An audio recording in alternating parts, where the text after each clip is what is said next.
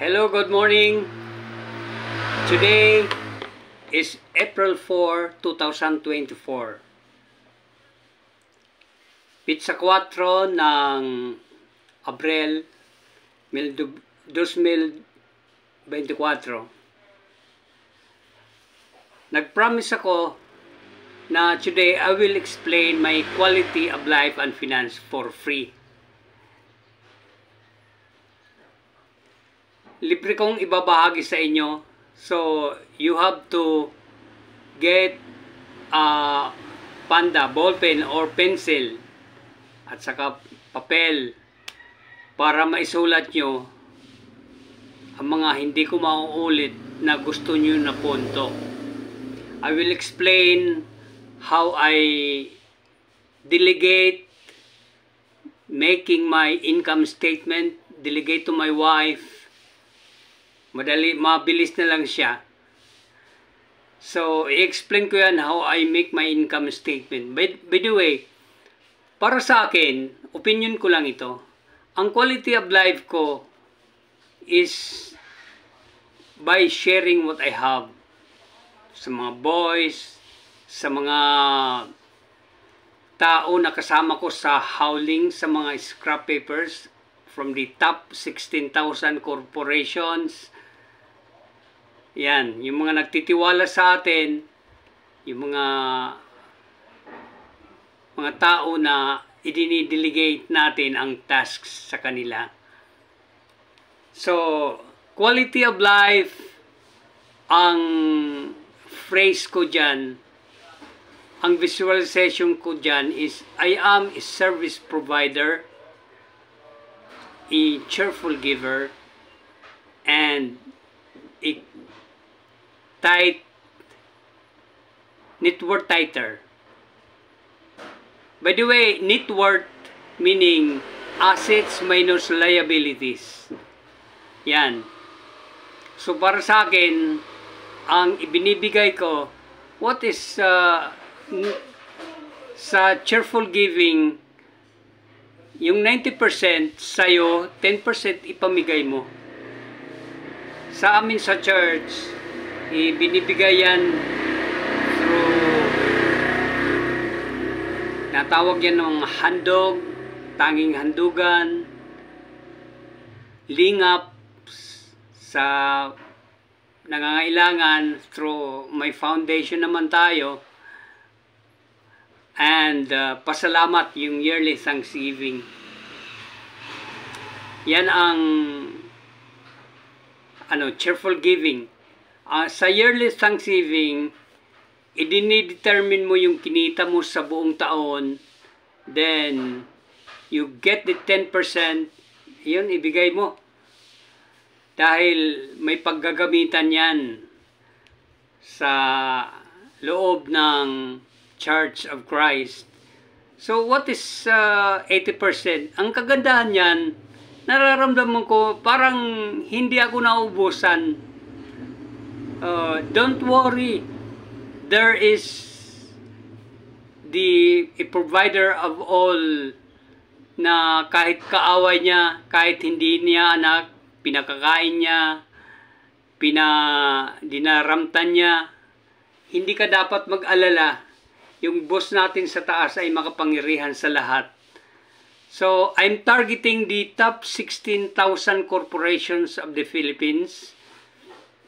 Mag-supply sila ng scrap na papel, yung kanilang mga files na mga scrap na documents ayon sa Data Privacy of 2012. Am I correct? Kung hindi ako nakakamali, that's 2012. Data Privacy. Ang para sa akin, ang reading ay obsolete na.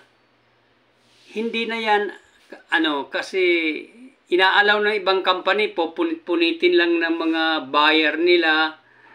Then, mayroon silang pinagtitagpi, may mga impormasyon silang nakakukuha roon.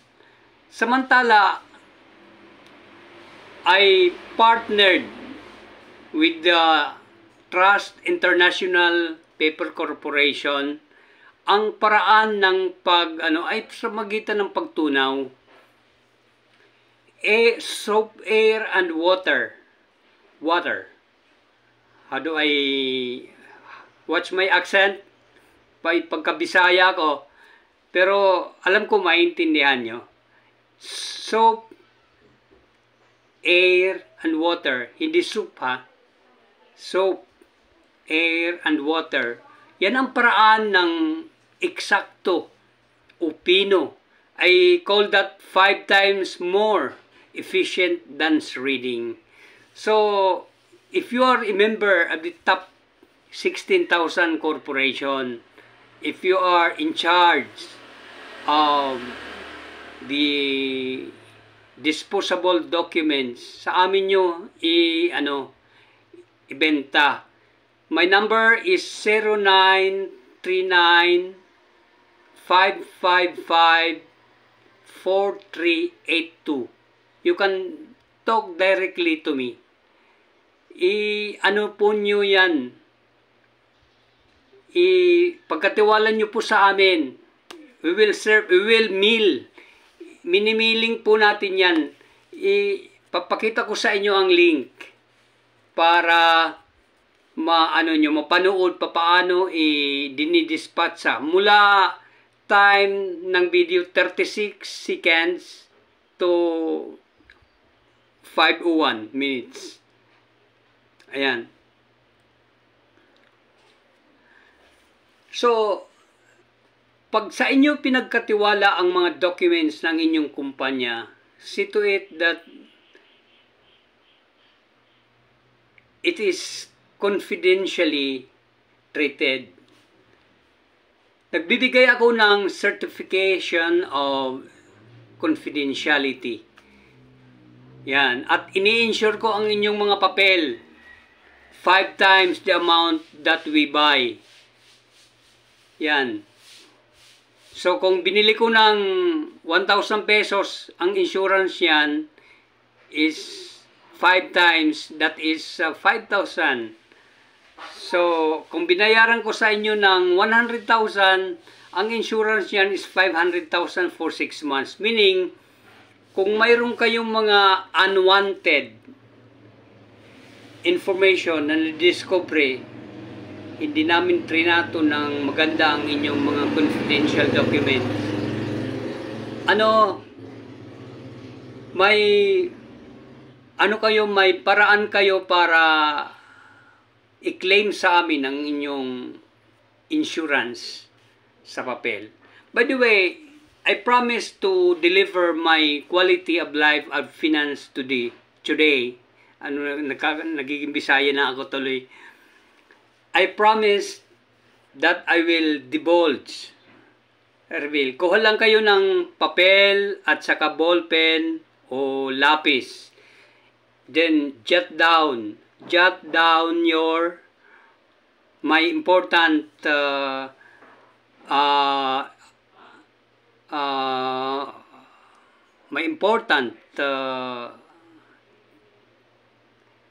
explanations, my important points. Ika nga, a short pencil is better than a long memory.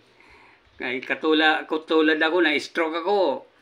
Yung MRI ko may butas na roon eh. May butas na. Meaning hindi na umaakyat yung dugo doon sa sa utak ko. So nagkaroon ako ng memory gap. But I can, with the help of post natin sa taas, I'll be back to explain. Kaya ko explain ang income statement. Oh, by the way, ulitin ko, yung quality of life is sharing. Para sa akin sharing what we have. Para sa amin sa loob ng Church of Christ, we have tinatawag na handog. Mayroon kaming tanging handugan. Mayroon kaming Lingap Foundation.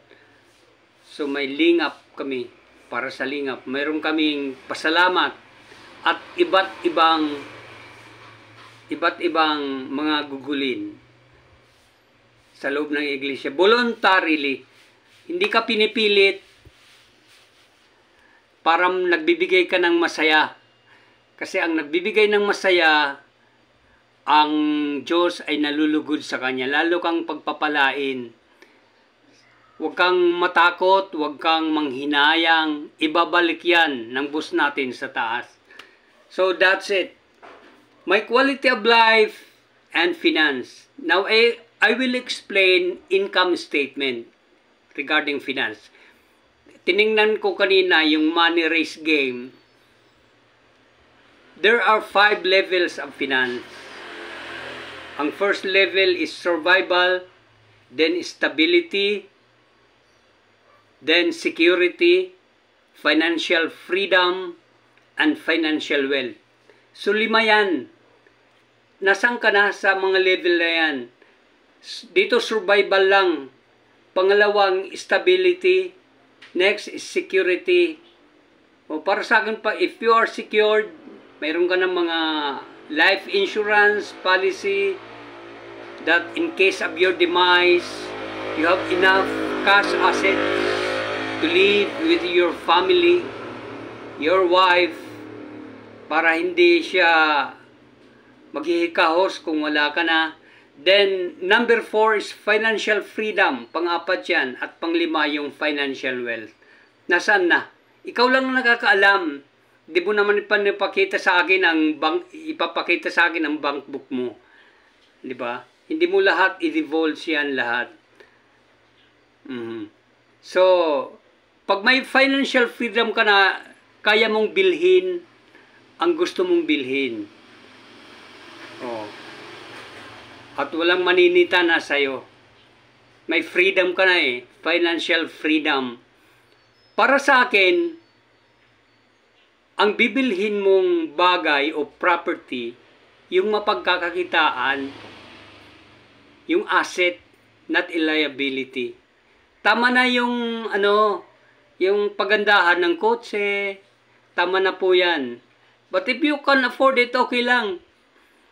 Pero para sa akin, you have to buy assets, things that earn. Oh, yung mapagkakakitaan, if you have financial freedom, huwag na natin pag-usapan ang financial wealth kasi nandoon na yung mga bilyonaryo. They know that already. Yan. Ang financial freedom, you buy things na mapagkakitaan. Katulad ng pagpatayo ka ng apartment, bumili ka ng mga lupa na yung mayroon akong kaibigan, special mention to Darren Vasquez. Pare, pasensya ka na, gagawin kitang halimbawa. You are a man of example.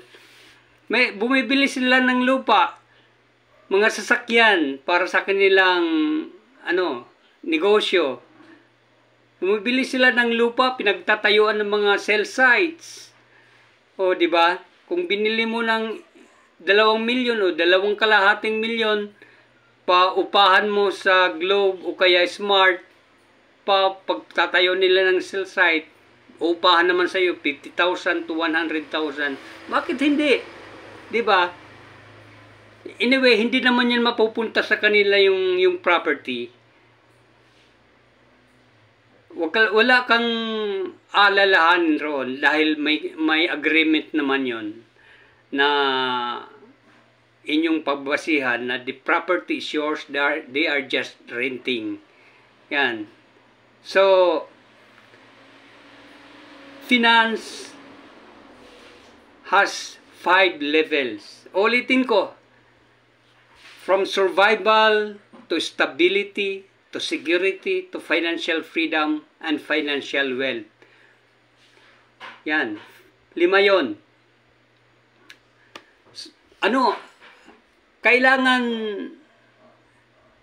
ang bibilhin natin na mga bagay, kung maaari, mapagkakakitaan. Tama na yung bili-bili ka lang ng ang ganda ng bahay mo, hindi mo naman pinaupahan. O ang laki-laki. 'Di ba? Sasabihin mayaman ka.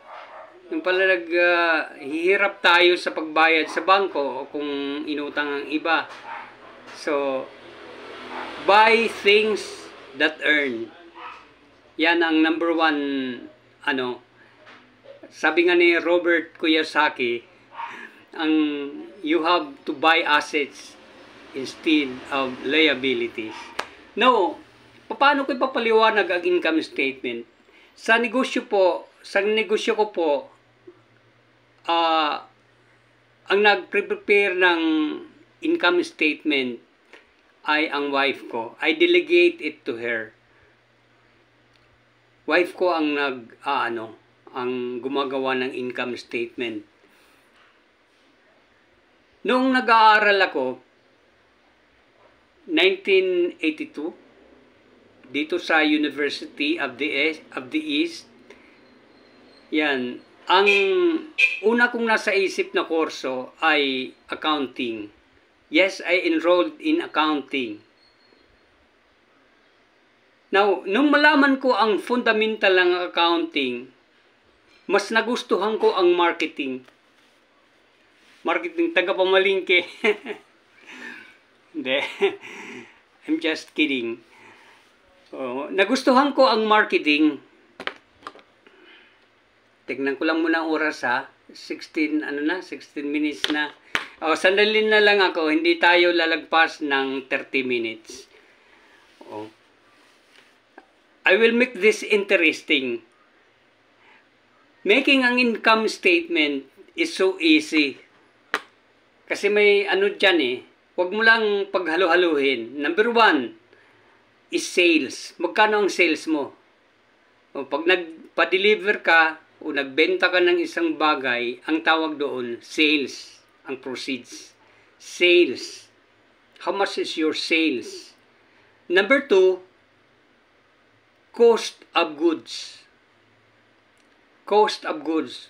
Kung binili mo ng, kung nakabenta ka ng 100, ang cost of goods mo ay, sabihin na lang natin 50. Kasi sa akin, sa pagbibenta, para sa akin, 100% ang profit. So, sales, cost of goods, then that will be your gross profit. Kung halimbawa, ang benta mo ay 100, ang benta mo 100, ang cost of goods, binili mo ng 50 pesos, ang gross profit mo is 50 pesos. Yan. Kung by volume ng kung ang sales mo ay, sabihin natin, 100,000, you bought it at 50,000, so ang gross profit mo, 50,000. Pagkatapos ng gross profit, yung expenses. How much are your expenses?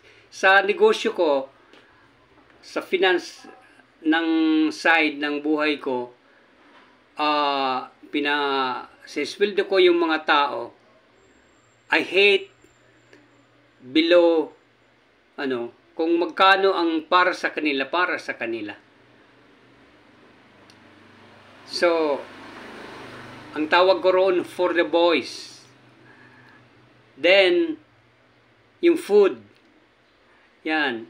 Magkanong pagkain. Magkanong toll fee. Ilinilista lahat ang expenses. So, pagkatapos ng expenses, you have to determine all the expenses. Yung misis ko, ang galing na memorya niyan.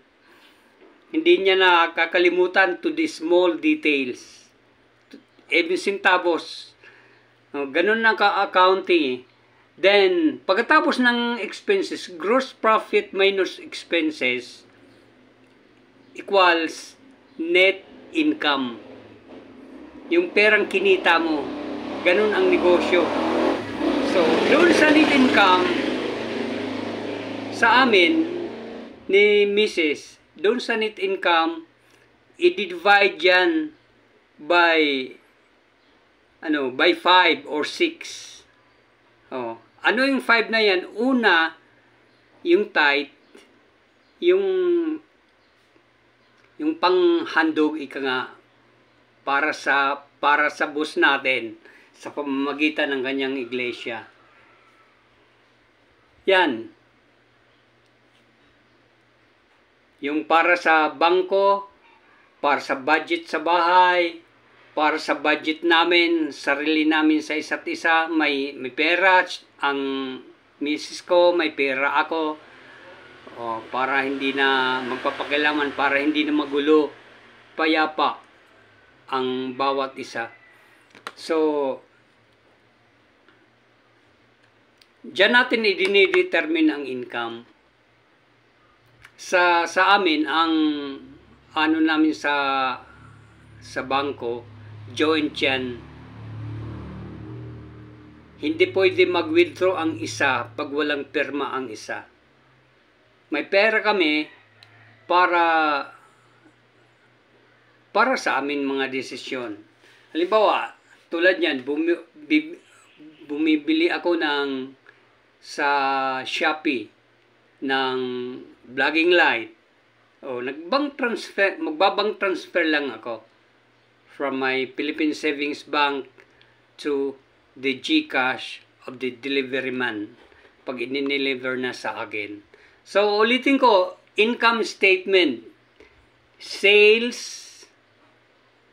cost of goods equals gross profit, then minus expenses equals net income. Then divide that net income into 5 or 6. Divide by net income into 5 or 6. Ikaw na ang magde-decide doon kung ano ang i-divide mo sa net income mo. Importante may ipon ka. May ipon. Ako, ang pangarap ko, hindi ako dependent sa mga anak ko. Hindi ko prepresurin sila na magbigay sa akin. Pero pag nagbigay kusa, tatanggapin ko at magpapasalamat ako. So, I think I have already discussed my quality of life and finance. Basta doon, ikaw ang nakakaalam kung nasaan ka na. Go to Money Race. Mag-install ka ng app at maglaro ka. Kung mula sa stability from survival to stability to security to financial freedom, doon ako nag-aral. Doon ako nag-aral sa na yan, how to improve your money. Nakakatuwa nga sa Money Race ko I have already 287 billion. Not million billion. Yung mga assets doon, pati mga eroplano, mga cruise ships, yan. Pati mga, binibili ko Pati mga soccer team. Yan. Kasi pag mayaman ka na, sa Money Race ang sinasabi ko pag mayaman ka na, maraming magbebenta sa'yo. Nga lang, huwag lang tayong aabuso. Kasi pag ang taong nangangailangan, yung binili nila ng 100, ibibenta sa'yo ng 20 pesos na lang. Pag kailangan kung saan be generous tayo. So, doon sa by the way, sa quality of life of finance ko, yung law of circulation, nagsisirculate, and God is aware of that. Huwag kang mag-worry. Sabi nga sa Biblia sa Mateo 6:33, huwag kang, don't worry about your food, kung anong kakainin mo, kung anong daramtin mo, ibibigay yan sa'yo. Ang Diyos natin ay makapangyarihan. Maniwala ka. Oo. Sabi nga niya, ang tulong ko'y sapat, sabi ng Diyos sa atin. Meaning, ibibigay niya ang para sa atin. So, hindi ko na habaan ang aking paliwanag sa my quality of life and finance. Maybe I have already shared what I need to share. Kung kayo mayroong punto, hindi ako katulad ng ibang vlogger na isinusulat pa dyan. Kuha lang kayo ng papel at saka ballpen at isulat nyo. Ulit-ulitin nyo lang itong video. Makukuha nyo ang making income statement. I hope sa mga negosyante na nakapakinig dito ay nakapag-share ako sa inyo. And sa mga employees naman na gustong magnegosyo ay subukan nyo magserbisyo. Para sa akin, money is very easy kung nagsiservisyo ka sa ibang tao. Kung ano ang gusto ng tao, ano ang kailangan ng tao, is pagserbisyo natin. So, I am a service provider, a cheerful giver, and a net worth tither. That's all for today. Ladies and gentlemen, maraming salamat po sa inyong panunood. By the way, thank you for watching. If you like the video, have a thumbs up, i-like mo roon, and hit the notification bell and subscribe. Ano man, naging Bisaya naman ako, naging bulol na. Hit the notification bell and subscribe.